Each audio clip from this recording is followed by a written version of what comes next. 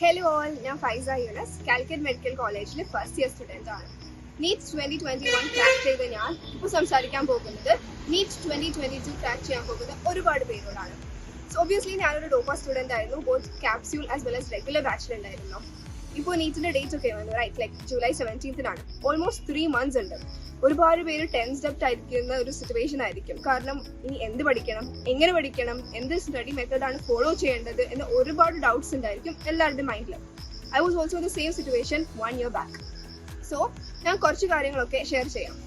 Basically ഇപ്പോൾ നിങ്ങൾ ഏത് ഇൻസ്റ്റിറ്റ്യൂഷനിൽ പഠിക്കുകയാണെങ്കിലും അവരൊരു സ്റ്റഡി ഷെഡ്യൂൾ തരും.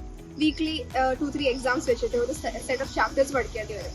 സോ അതിനോട് സ്റ്റിക്ക് ഓൺ ചെയ്യാം. നമ്മൾ ഏത് ഷെഡ്യൂൾ ആണെങ്കിലും അതിനോട് നന്നായിട്ട് സ്റ്റിക്ക് ഓൺ ചെയ്യുക. അത് മാക്സിമം കവർ ചെയ്ത് പോകാൻ നോക്കാം. ഫിസിക്സ്, ബയോളജി, കെമിസ്ട്രി ചാപ്റ്റേഴ്സ് ഒക്കെ ക്ലബ് ചെയ്തിട്ടായിരിക്കും വരുന്നത്. സോ ഒരു റിവിഷൻ ടൈമിൽ നമ്മൾക്ക് 100% കവർ ചെയ്യാൻ പറ്റിയില്ലെങ്കിലും നമുക്ക് പറ്റുന്നത്ര മാക്സിമം കവർ ചെയ്യാം. കാരണം നെക്സ്റ്റ് റിവിഷൻ വരുമ്പോൾ ബാക്കിയുള്ള ടോപ്പിക്സ് നോക്കാം. സോ ഓരോ സബ്ജക്റ്റിനും ഓരോ മെത്തേഡ്സ് ഉണ്ടായിരിക്കും ആൻഡ് ഓൾമോസ്റ്റ് എല്ലാവർക്കും അറിയുന്നുണ്ടായിരിക്കും. ഫിസിക്സിനാണെങ്കിൽ നമ്മൾക്ക് കൂടുതൽ പ്രോബ്ലംസ് ചെയ്യണം, ബയോക്കാണെങ്കിൽ നേരെ ഓപ്പോസിറ്റ് ആയിട്ട് കൂടുതൽ ടെക്സ്റ്റ് വായിക്കണം. കെമിസ്ട്രിനൊക്കെ ആണെങ്കിൽ 2 വരുന്ന ചാപ്റ്റേഴ്സ് ഉണ്ട്, ഫിസിക്കൽ, ഇൻഓർഗാനിക്, ഓർഗാനിക് എല്ലാതും. പിന്നെ ഇനീഷ്യലി നമ്മൾക്ക് ക്ലാസ് കേൾക്കേണ്ട ചില ക്യാപ്സ്യൂൾ ക്രാഷ് ആണെങ്കിൽ ക്ലാസ് കേൾക്കാനുണ്ടായിരിക്കും, റൈറ്റ്. സോ നമുക്ക് പ്രയോറിറ്റൈസ് ചെയ്യാം. ഏത് ചാപ്റ്റേഴ്സിനാണോ നമ്മൾക്ക് കൂടുതൽ കാര്യങ്ങൾ മനസ്സിലാക്കാൻ ഇനിയുമുള്ളത് അതിനനുസരിച്ച് ക്ലാസ് കേൾക്കാം. ബയോ ഒക്കെ ആണെങ്കിൽ ഒരുപാട് അറിയുന്ന കാര്യങ്ങൾ ഉണ്ടായിരിക്കും. സോ അതിന് ക്ലാസ് കേൾക്കാൻ ടൈം കൊടുക്കാതിരിക്കുക, നമ്മൾ പഠിക്കാൻ ടൈം കൊടുക്കാം. സോ ആസ് സച്ച് നമ്മൾ പ്രയോറിറ്റൈസ് ചെയ്ത് പഠിച്ചു പോകാം. Okay.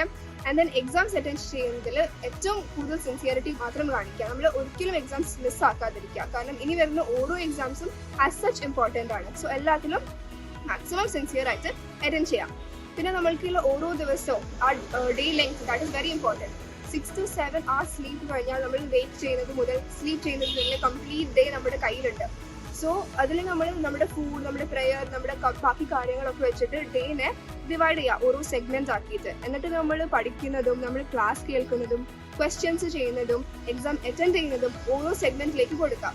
Along with that take ബ്രേക്സിൽ ഒരിക്കലും നമ്മൾ ഫോൺ നല്ലതായിട്ട് യൂസ് ചെയ്യാതിരിക്കുക. ലൈക്ക് സ്ക്രോളിങ് ആപ്സ് ആയിട്ടുള്ള ഇൻസ്റ്റാഗ്രാം, യൂട്യൂബ് ഒരുപാടുണ്ട്, പക്ഷെ നമ്മളത് യൂസ് ചെയ്യാതിരിക്കുക. മാക്സിമം നമ്മൾക്ക് വേണമെങ്കിൽ വാട്സാപ്പ് യൂസ് ചെയ്യാം, പക്ഷെ ബാക്കിയുള്ളതിലേക്ക് പോകാതിരിക്കുക. കാരണം ഒരു കണ്ടിന്യൂസ് ടെൻഡൻസി വരും അതിലേക്ക്, റൈറ്റ്. സോ അത് ഒഴിവാക്കാം. പിന്നെ ബാക്കി എന്താ, stress is something that comes along with neat, right. Stress ഒഴിവാക്കാൻ ഒരിക്കലും പറ്റില്ല. പക്ഷെ നമ്മൾക്ക് എവിടെയെങ്കിലും ഒന്ന് വീണ് പോയാൽ നമുക്ക് മോട്ടിവേഷൻ തരാനോ മോട്ടിവേഷൻ കിട്ടാനും ഒരുപാട് മെത്തേഡ്സ് ഉണ്ട്. ഏതെങ്കിലും ഒരു വഴിയിൽ ക്ലൈംബ് അപ്പ് ചെയ്യാം and then start studying again. So every one can crack it. All the best.